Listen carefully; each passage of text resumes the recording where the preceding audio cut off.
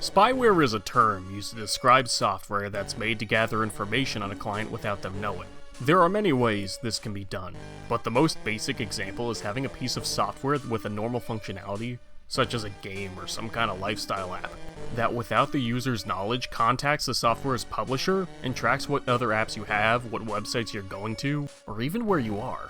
Now, there are many types of spyware, each with their own different lengths of legality. In my opinion, they should all be illegal, but my opinion doesn't matter. However, one form that is always illegal is spyware directed towards children.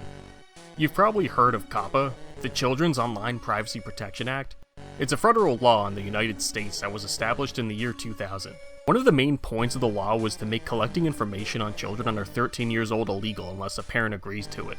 You know, because it's perfectly acceptable to stalk and track a 13-year-old. And this agreement must be in some kind of writing, whether physical or digital. Now obviously, it's near impossible for a website to determine the age of a user, so this law more so just covers intention. For example, in 2018 the website YouTube came under fire from the FTC for violating COPPA. Now the website has a rule dating back to its start, stating a user must be at least 13 years old to make an account. Thus, YouTube had no issues implementing trackers that breach personal privacy. After all, you're supposed to be 13 if you use YouTube. If a 12-year-old is using their service, they're breaking the rules, not YouTube. YouTube didn't do anything wrong. It's basic plausible deniability, to pretend like the company isn't perfectly okay with using spyware against children. However, YouTube made the mistake of admitting to toy manufacturer Hasbro in an undisclosed report that the company was well aware that children used the website, and that it firmly believed that YouTube was the, and I quote, #1 website regularly visited by kids. And YouTube had already made similar statements to other companies in the past. After this came to light, YouTube was hit with a $170 million fine and was forced by the FTC to change how its children content was shown on the website. Now that was a very brief summary of the whole YouTube COPPA fiasco, but I'm not here to talk about that. I just wanted to give you an example of a COPPA related issue. I'm here to talk to you about someone else who was caught using spyware on children. Someone who is accused by Consumer Affairs, Salon.com, US News and World Report, the New York Times, and Microsoft of allegedly having spyware in their products. Arthur Reed and his associates, Reader Rabbit, and the Berenstain Bears.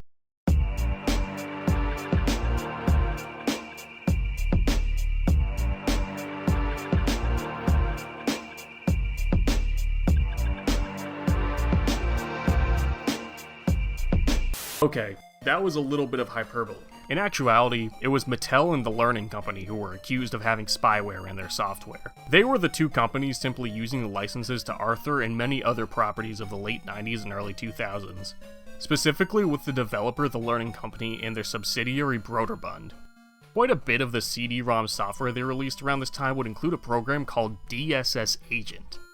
This program is offered for your computer during installation, although I was able to find many instances of customers claiming that the software would still install even if they declined it. What would DSS Agent do? According to Mattel, it would update software and send information about upcoming products. Although, as reported by the New York Times, the DSS Agent program would send computer usage information to the Learning Company and Mattel. Users would also find that the program would eat up RAM, cause invalid page fault errors, and make their computers connect to the internet when they didn't want it to. So, we have a company that software comes with a strange program that sends them information on your computer usage, while they send you back advertisements on their products. Okay, that's pretty normal. Sadly, the big issue was when it was discovered that this software was also included in Arthur's Reading Race, a game specifically designed for kids ages 5 through 7. Now that violates COPPA. Now, this is Simpson Garfinkel, PhD, an MIT graduated computer scientist and journalist whose resume includes, but is not limited to, 7 US patents, founding multiple internet-based companies, teaching at Harvard University, and multiple books on the topic of cybersecurity and internet privacy. As Garfinkel discussed in an article published by Salon.com, while composing an email while his laptop was set to offline mode, he found his laptop forcing its way back to being online. Again and again. After digging through his PC, he discovered the DSS Agent. Using his technical knowledge, he discovered it had the ability to send emails to the software creator. The guilty party was his daughter's copy of Arthur's Reading Race.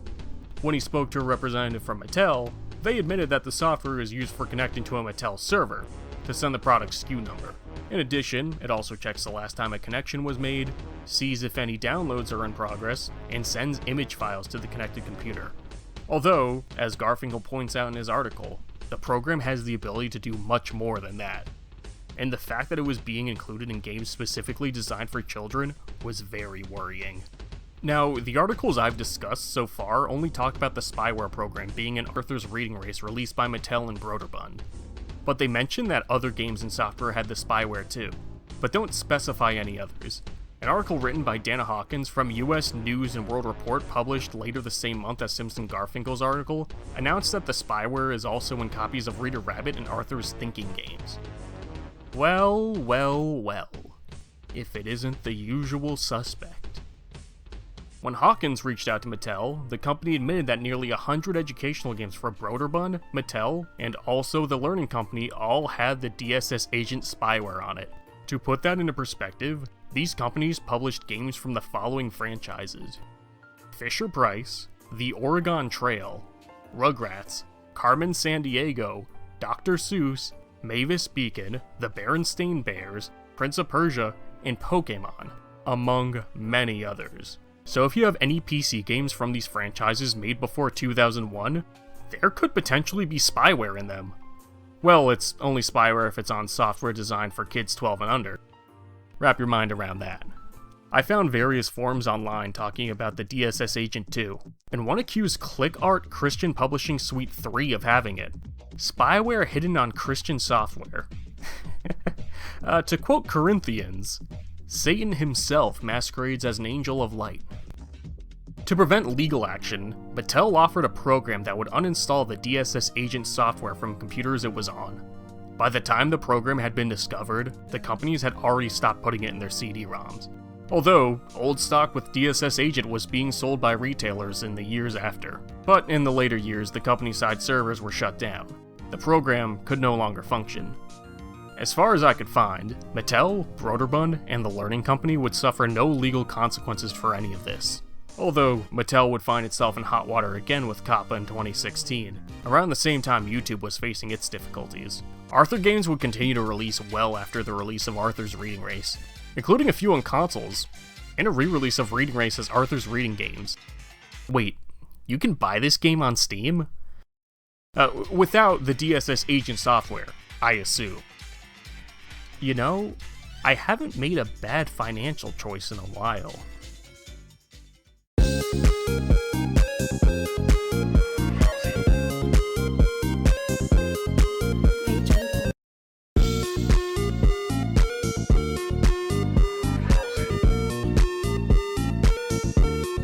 Now I review the actual game. Arthur's Reading Race is a part of the Living Books series, a series that focuses on helping kids learn how to read by interactive versions of pre-existing books. These games were a sales powerhouse in the 90s until the mid-2000s, with oversaturation being the commonly cited issue to the series' decline. There are two options to play these games. Either have the stories read to you, or read them yourself. Clicked words will be said while there are tons of little secret animations to find in the scenes. The ability to have words be reread to players was noted as a strong suit of the series. It was noted to help kids with pronunciation, especially if English was not their first language. Another high note for the series is the animation quality. For 90s CD-ROMs, these are very fluid animations. Just watch DW break it down.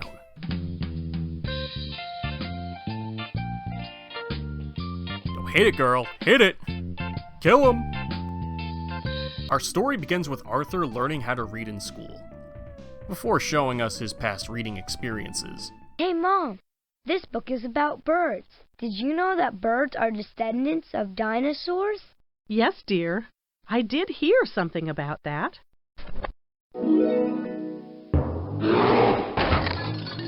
Arthur, being a good brother, offers to teach DW how to read. DW being his younger sister, if you didn't know that. However, DW, being the jerk she is, refuses to be taught, claiming she already knows how to read. So Arthur and her come to an agreement.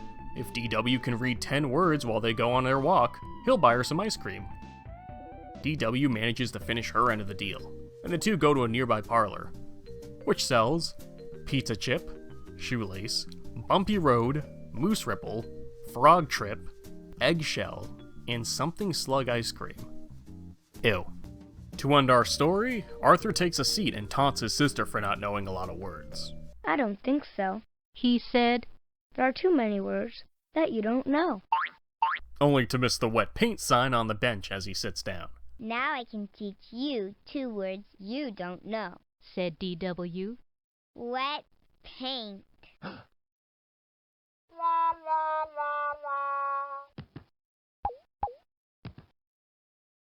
Uh-oh. Our story ends with Arthur and Pet chasing after a cat, while DW paints us the end sign. There are also a few minigames to play. First we have I Spy, a simple find what is said minigame. Another is a sentence builder. Arthur saw the spoon. And we also have the Reading Race board game, Let's race to the ice cream store. a simple game where you pick up a card and pick which word matches it. The longer the word is, the farther you go. And you can play as either Arthur or DW here. Although DW's eyes look a bit soulless. And at the end, you get to pick which ice cream you want from the disgusting list I said from before.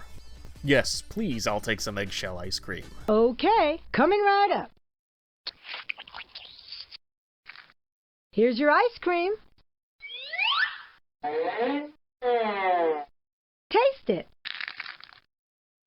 Actually, this time I'd like some toenail crunch.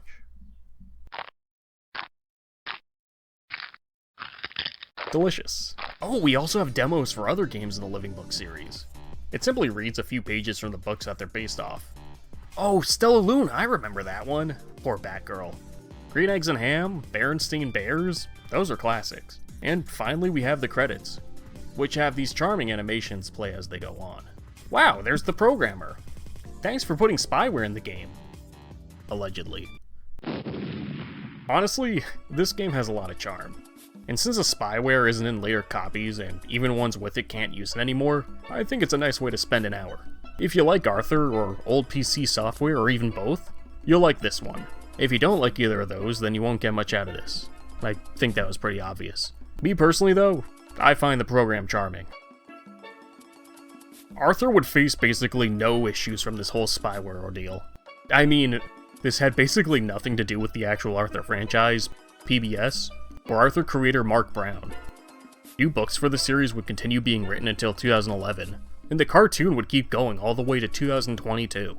At the end of the day, the controversy was just a blip in the radar for the Arthur Empire.